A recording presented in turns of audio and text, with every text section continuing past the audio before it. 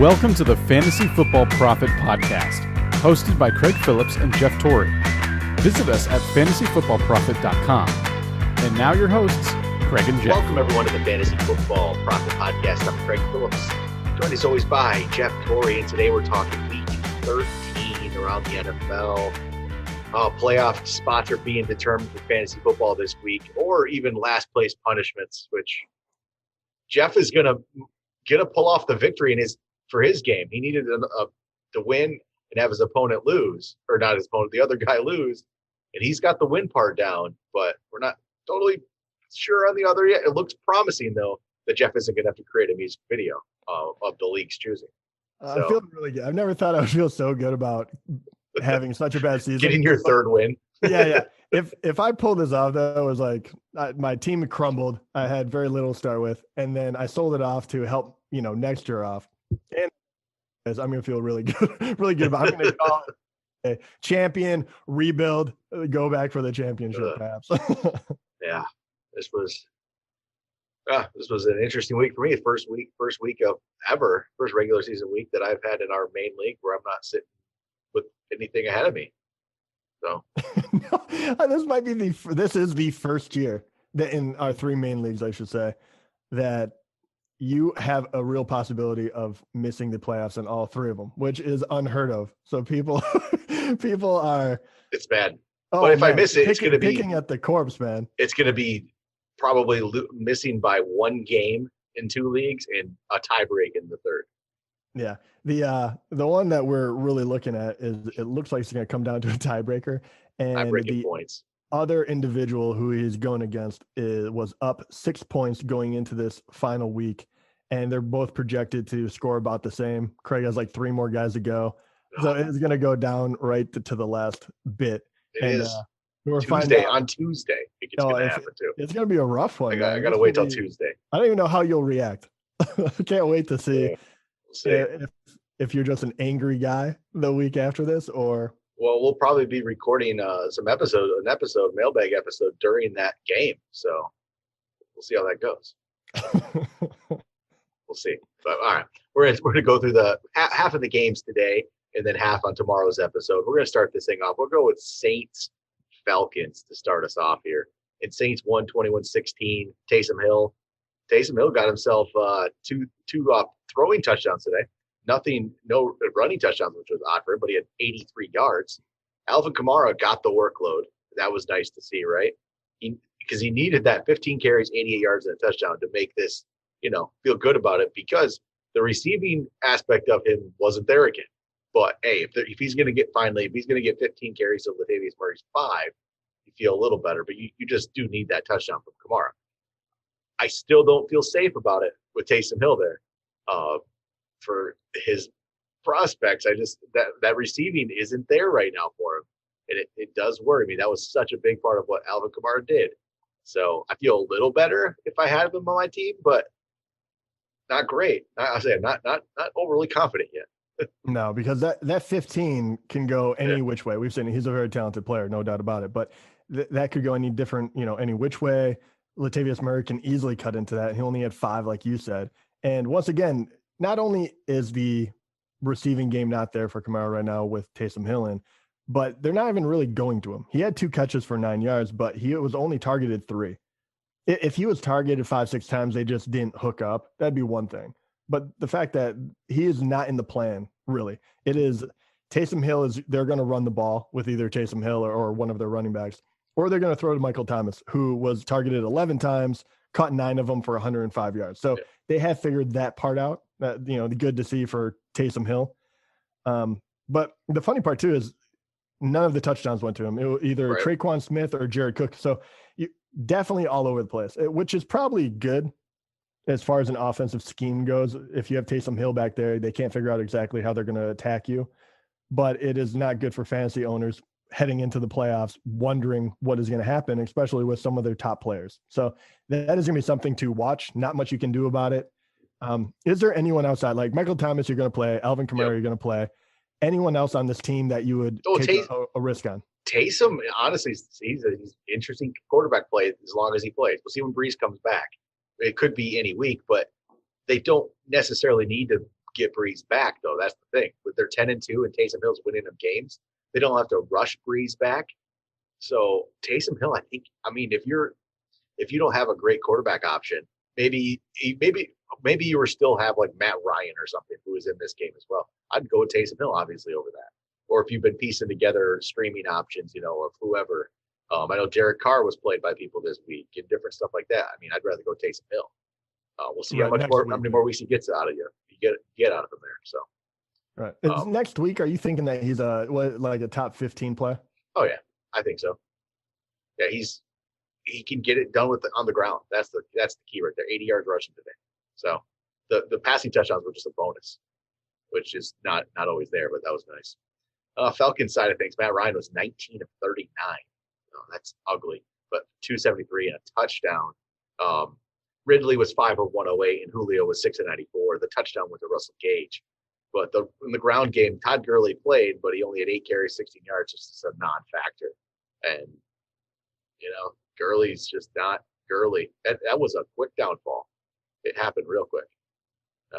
Yeah, especially. I mean, he was actually pretty decent for the entire year up until like a week or two ago. I mean, he was able to get into the end zone. He wasn't putting up big yards. It just shows you if you're touchdown dependent, how quickly that can turn on you. Oh, next up, Lions Bears. Lions come back at the end and win this thing 34-30 without Matt Patricia. So, hey, the team decided to come back at the end and win a game, which was crazy to see. Lions are one game out of the playoffs. I will say that, which is nuts. Yeah, who knows? Maybe. I mean, I feel like this is more like that we're not going to make the playoffs. That the Lions are. I'm drinking the Kool-Aid. I'm drinking the Kool-Aid. Oh yeah, not good enough. Even if they made the playoffs, they get a win, and yet we're gonna screw ourselves for another pick. Yeah, I'm good with it. I want the wins. Let's win. I don't care about picks. Yeah, I mean, I guess the draft pick doesn't matter. Doesn't matter. I mean, look at the Pittsburgh Steelers never have a high draft pick, and they're always good. So Lions can be that, right? Yeah, I feel like.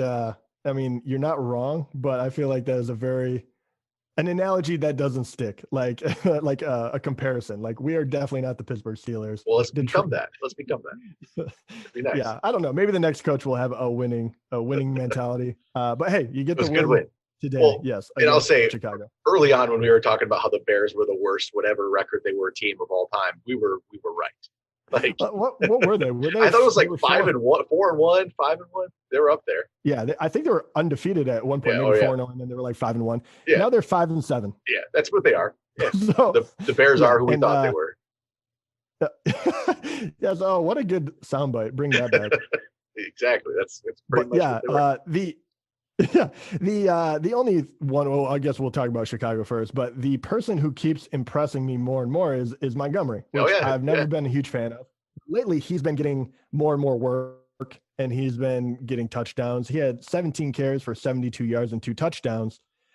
So once again, very good run by him. The one that was a little more surprising, they use him a little bit, but I always thought he was more of a gadget player. But Cordero Patterson got 10 carries, turned it into 59 yards and a touchdown. And he was targeted twice, only caught 1 for 4 yards. But he's a kind of a very sneaky one. Most people that are going into the playoffs won't ever have to think about him. But say if you're in a toilet bowl or something of that nature, you don't have a whole lot of depth. Cordero Patterson, does he register because of this kind of thing? He's interesting. I mean, I think it probably has to be slightly deeper league, at least, 12, maybe not, but 14. If you're like in a 14 or 16 team league, yeah. But he's interesting if you don't have many other options. If you're down, there's injuries, whatever you got going. Patterson is he's productive when they actually give him a chance. And obviously they're giving him more of a chance here. Who knows? Maybe he breaks one for a touchdown on a run or a return as well. But he's been getting more opportunities. So it's not a terrible play. If you're looking for some upside. All you need is looking for some upside there. So, hey, Jeff, as we're talking, let's see here. Ingold's percentage to win has gone up to 76% chance. So I don't know what happened. Oh, Travis Kelce scored a touchdown. That's what happened. Oh, and I have Kelsey. We're going in the Sky Fish Bowl, which we are doing very well at the moment. It's a whole system about points plus whatever you were averaging, blah, blah, blah. Anyway, we're looking very good in order to possibly get into the second round there. And we have Kelsey. So a big game from him can only help us. Anyway. Yeah, sorry. Back to this. Feeling better. Yeah. But I'll say, let's go to the Lions side. Stafford, 402 yards, 3 touchdowns. That felt like an old school Stafford game right there. Coming from behind, getting the win, throwing for 400 yards, like that. This is without Swift, no Galladay, but he's getting it done. Marvin Jones, 8 of 116 and a touchdown. Hawkinson, 7 of 84. Cephas caught a nice touchdown, which was he's not really fantasy relevant, but it was a cool touchdown.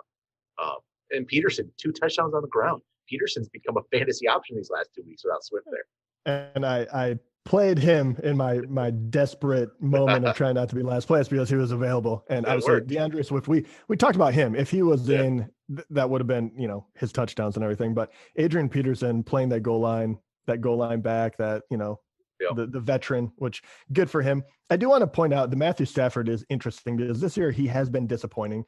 Usually he has been more of an option. And I think, and I don't know, I don't want to blame it all on Matt Patricia because Stafford has been a little up and down even for himself. He hasn't had all the help in the world. Obviously, his number 1 wide receiver has been injured much of the year. But this is much more what we projected him to be early on. Maybe not quite this much because 403 touchdowns is a lot. But he went to 8 different wide receivers. I mean, especially for a team that is built like this, there's no reason that you can't put up points. And why not let him throw it when you're not a dominant run team? Anyway, the question is, moving forward, Matthew Stafford, where does he compare? Because we talked about what Taysom Hill could do. I mean, now you're going to be wondering about all these different guys. Herbert actually laid an egg for the first time today. Where does Matthew Stafford kind of fit in going into the playoffs or going into, like we talked about, like a toilet bowl or something of that nature? Because a lot of these teams will have it, but all of a sudden he looks like he might be a decent option. And what if Galladay comes back? I wouldn't want to put my season on it, but they play the Packers next week, which I can see the Lions can put up points against the Packers. That could get into that kind. Then they play the Titans, which the Titans give up points too. And they will have to put up points more than likely in these games. Teams going for the playoffs. Exactly. They might be behind 2 in these games. Stafford's got to throw the ball around.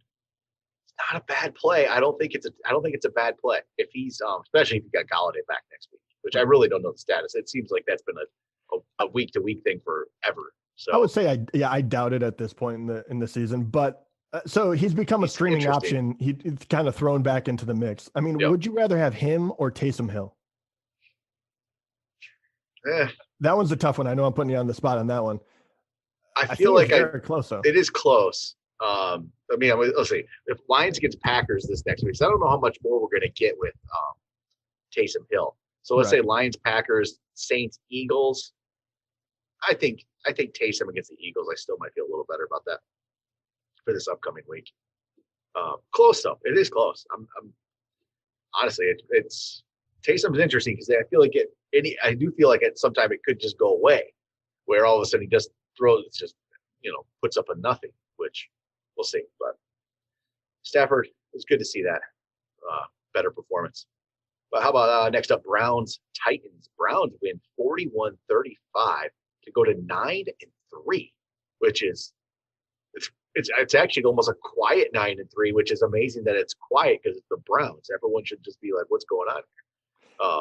I think everyone's a little too afraid to say it out loud because of what happened last year. So they're kind of like, all right, is this for real? I still can't figure it out. Baker comes out and throws 4 touchdowns in the first half in this one. End up with 334 yards in those 4 touchdowns. He threw them all over to everybody here. Higgins, Donovan Peoples-Jones, Jarvis Landry, and then an offensive lineman, Lamb. He threw one too as well. On the ground, Chubb good to 18 for 80 and a touchdown. Hunt had 14 carries. The carries weren't a crazy split, but it's been the last couple of weeks where Chubb has definitely been the better player. I mean, it's pretty clear, but I don't think the workload's really going to change. They have no need to change this. Keeps Chubb fresh. Hunt is a good player. It's just not been as good there, but yeah, Chubb's a better option. But I guess the thing is, I mean, I think you still throw Hunt in your lineup. You don't it's a couple weeks that aren't as great, but he's getting workload. He's getting 14 carries, which is a lot of carries actually especially for a backup running back. You still play him, and you never know when it's going to turn. He's better than that. But it's been a couple of weeks, so it's been a little interesting for him. But don't know what to make about that. Baker, though, I mean, I can't trust Baker to play in my lineup. No. I just can't. I still can't. No, I can't either. It's good to see, and they're definitely still a run first team, right? And I think they kind of surprised Tennessee when they came out and just firing, and even more so, they got up so quickly, so much. I mean, in the first half, it was 38-7, and so that was why in the second half you don't see anything else from Baker Mayfield, right? It was all run, and that's why I think they split it up, especially, which kind of makes me a little hesitant about Hunt moving forward, just because what if it was a closer game? Yeah. Which we don't know if it would be or not, but they were literally just, we're going to run the ball. We're going to just ice the game by taking as much time off the clock as we possibly can. Tennessee, obviously 14 points in the third, 14 points in the fourth in order to make it close, but really they were just playing keep away. So you do wonder what would happen if they had to, I don't know. I don't think this is going to be the norm. I'll say that. I think this was a surprising play for Baker Mayfield, or as well as he played. I think it'll go back to Nick Chubb first, then Hunt, and then if we can, we'll pass on him. But I think they knew that Tennessee was pretty stout and they could take advantage of something over the top, and they kind of got to him before Tennessee realized what was going on. And it takes Derrick Henry out of the game. It does. So I think it was really smart the way that the coaching staff of the Browns, it couldn't have gone better for him, but it was very, very bright of how do we win this game? Take it out of Derrick Henry's hands, right? Tannehill for the Titans threw 389, 3 touchdowns. Like I said, Henry had 15 carries, which is not what you want from him right now. He needs to be in the 20s, 60 yards. Jeremy McNichols is the one who ran the 1 touchdown in. But Corey Davis had a monster game, 11 catches for 182 in a touchdown. He is really starting to show some of that promise finally 4 years in. Yeah, exactly. Time, yeah. He needs some of that money. So there we go. AJ Brown 4 of 87. Derrick Henry owners, don't be worried. I mean, it's just the way this game went. No big deal. He comes up next week with Jacksonville and then Detroit. So Jacksonville, Detroit the next 2 weeks. He's going to do well. He's going to be perfectly fine. Absolutely, going to tear it up. That's all how this game went. Corey Davis, very up and down. He obviously does have a high ceiling, as we saw today, 182 and a touchdown. It's crazy. Where does he move a whole lot in your rankings, or saying, no, this is just a big game, probably, and he does what he does? They had to throw the ball a little bit more in this one. I don't know. I don't really expect him to have to next week against Jacksonville. So I just don't know. This kind of opportunity won't be there for him next week, I feel like. Okay. But if you were playing him already and he was on that borderline, if he was really close to being in your lineup, maybe it just pushes him into it slightly. Right. But I'm not going to jump him too much from that. All right, next up, Dolphins, Bengals. Dolphins win 19-7. Dolphins are 8-4. Another surprise there. This isn't a very good win. It's not like, they barely beat them, and barely. 19-7 is an impressive win over this terrible Cincinnati team. Tua threw for 296 and a touchdown. Gaskin came back, and it's all Gaskin. He is the guy. He had 21 carries for 90 yards, 2 catches for 51 yards. So he's the guy there. Put him in your lineup. Mike Yoseki led the way with 9 catches, 88 yards, and a touchdown. Not much from Devontae Parker, only 4 for 35. But, kind of ugly, but Gaskin and Giuseki played well for you if you're using those guys. I actually had them both into one lineup, which is felt terrible, but it worked. Then for the Bengals, you're not using Bengals, really. Maybe you're looking at Boyd or Higgins, but that's borderline. And Boyd did get you 1 72-yard touchdown, so it worked out. Then he got thrown out for fighting. I was going to say, it was ugly in more than one way. Yeah. And then just nothing here. You're not, Gio Bernard's not good. It's just, yeah, I would not want to play any Bengal. It's too hit and miss anyway. I mean, Higgins had the touchdown before. Now it goes to Boyd. It was just 1 catch. I don't know. There's nothing here that is very surprising. Gaskin, surprising enough, he is going to be a player. If you had him, right? yeah. I'll put it this way. He could be that missing piece that makes your team that much stronger, where you can make that playoff run. You probably already have him. You can't pick him up, right? But if you picked him up earlier in the year, you're good. Mike Giuseki, though, is one that is very intriguing as far as tight end, because they're so shallow. Yep. He has to be a top 10. Depending on how you look at him, he might even jump into like the top 5. I think I had him this week top 10. I did too. And the question is, how high does he climb? Because not only does he have that touchdown upside, we kind of saw it last year too. Down the stretch, they started using him more. And you wanted to see him get a rapport with Tua. It seems like he has that going. So Yeah, I mean, and you should, right? I mean, there was no one else that he targeted a ton in unless it was Devontae Parker, that's what you're hoping for, right? Giuseki had 11 targets, Devontae Parker had 8, and then Hakeem Grant had 6, and then it goes down drastically from there. But you're thinking, okay, your major targets are the ones that you're focusing in on. I don't see that changing, especially with a young quarterback. Tua has shown that he's good enough. Not for him to play in fantasy, but for Devontae Parker and Giuseki to at least be options still. And in that tight end realm, I think that is enough for me to say he's probably a top 6 or 7 going into next week because of how bad I think everyone else is. Right. Yeah, I think he is up there at this point. All right, what do we got here? Vikings, Jacksonville. Vikings win in overtime in this one. Barely get this one, 27-24. Kirk Cousins throws for 305, 3 touchdowns. Solid there. Jefferson, 9 for 121 and a touchdown. He's been really good. He's been really, really, really good. And Adam Thielen, 8 for 75 and a touchdown. I mean, Jefferson stepped right into the Diggs role with just easily. He got this. He's getting the production Diggs did, maybe even more at this point. It feels like. So it's been a great season. And if you listen to Jeff, you would have him on your team. So. Yeah, there was a moment there early in the season because my whole thing was I think he will be the best rookie wide receiver in this class the first year, right? And then I was like, then it's up for debate because there's a lot of talent here.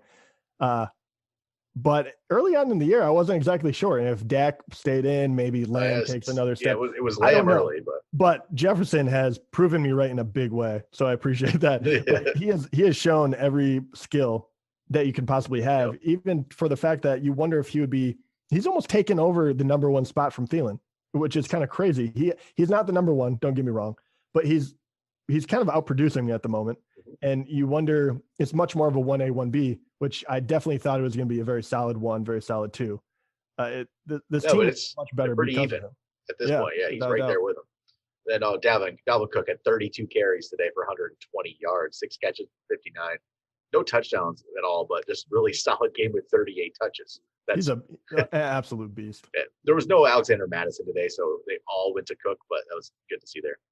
For Jacksonville, Mike Glennon is the best quarterback they've had all year. Like he's better than Minshew, and it looks like even with the 2 picks, he's been better than Minshew. Yes. It's so sad. You're like, he's the best one they've had, and he's 280 for 1 touchdown and 2 interceptions. Kind of like, all right. Right. It's still better than what they had. Yeah. But James Robinson, 18 carries, 78 yards, got himself a touchdown, 6 catches, 30 yards. This might as well just chalk him up every week. There was a running back that got 2 carries. There was an actual running back that got 2 carries in this one. Another one. That's true. That's a first. Yeah. But hey, it's all James Robinson. He just keeps getting it done. What? I'll be honest with you. I think there's absolutely no way this is going to be something next year. I don't. To me, it feels like this is not something that carries over.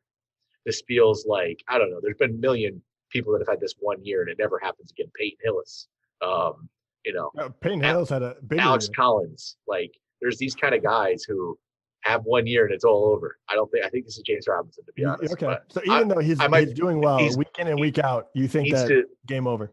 And I know it's not going to be drafted like that, but I'm just I'm going to not be on board yet. And maybe I'll be proven wrong again. We'll see. That's going to be a very interesting one. I think especially after the draft and we see how they try to rebuild a little bit.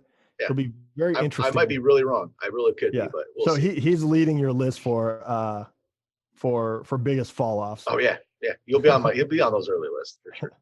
After he wins like, I don't know, most improved player or player we didn't see coming or whatever, best pickup off the waivers, one of those. Then so Colin Johnson, the rookies, led them in yards again with 4 for 66 today. So like the DJ Chark has honestly been a pretty big disappointment. I don't know if it's him or if it's just the team in general, but that's not been a great play this year. But Colin Johnson's been getting a little more. It's interesting to watch and see where that goes with him. And then how about final game of the episode for today? We're going to go Raiders-Jets. Raiders get this win with a 46-yard touchdown with 5 seconds left to Henry Ruggs. The Jets just find crazy ways to lose every time. Now they're 0-12 as the Raiders go to 7-5, but 46-yard touchdown pass with 5 seconds left. Crazy. And Carr, It was his third touchdown of the day. He had 381 yards. Ruggs with 3 for 84 touchdown. But Darren Waller, wow, 13 catches, 200 yards, and 2 touchdowns off 17 targets. Wow, that's something. I don't even know what to say about that. That's just a massive stat line. I mean, at what point do you just say, are you not guarding him? Yeah. 17 targets is mind-blowing. Yeah, it's crazy. Like, just, I mean, they could have probably kept throwing the ball to him. I don't feel like it was going to get stopped there. Nelson Aguilar, he had 11 targets, but it was only 4 for 38. But wow, Waller, that was crazy. No Josh Jacobs in this one, so it was Devontae Booker, but he was only 16 for 50. He showed himself to be Devontae Booker again today. He had looked better in that limited work as running backs seem to, when they only get a few carries. It's like, oh wow, this guy's actually looks better this time. And I'm like, okay, maybe Booker could do something. No, he's Devontae Booker, and we already know what he is. It's this. So Josh Jacobs will hopefully be back next week. The Jets, Darnold, 186 yards passing, 2 touchdowns and a pick. Ty Johnson led the way on the ground here after Gore left with a concussion. 22 carries for 104 and touchdowns. This former Detroit Lion, Ty Johnson, I believe. I'll look this up. I did see him out there, and I was like, I have to remember to look this up and see if there's not another Ty Johnson out there that came in. Yeah, he played for the Lions. Yeah. Yep. So I don't think he's anything a special player by any means, but he looked good today. I mean, his long was 16. He was getting it done every time they gave it to him. 22 times. Frank Gore only got 1 carry. Yep. Yeah. So I don't know if anything happened to Frank Gore, to be honest. I didn't watch the whole concussion on this one. Okay, yeah. I was worried. I was like, there's no way that they just replace him with no, they wouldn't. Yeah, he got out early in that one. But I mean, even if Gore's not back next week, I mean, no way I'm ever going to trust Ty Johnson in my lineup. But I mean, I don't trust, and this is one that I truly don't trust any Jet whatsoever. No. Even Crowder got himself 2 touchdowns, but it was only 5 for 47. I don't trust that either. I don't trust this team at all. And even Rashad Perriman was becoming an option when they had Flacco in. He is not an option with Darnold. 1 for 22. Darnold had a better stat line. It was still very, very poor. I mean, this whole team just is not good. Yep. No, it's not at all. But all right, that'll do it for part 1 of our Week 13 recap. We'll be back tomorrow with the rest of the Sunday games. We'll go over those. Talk to you guys then.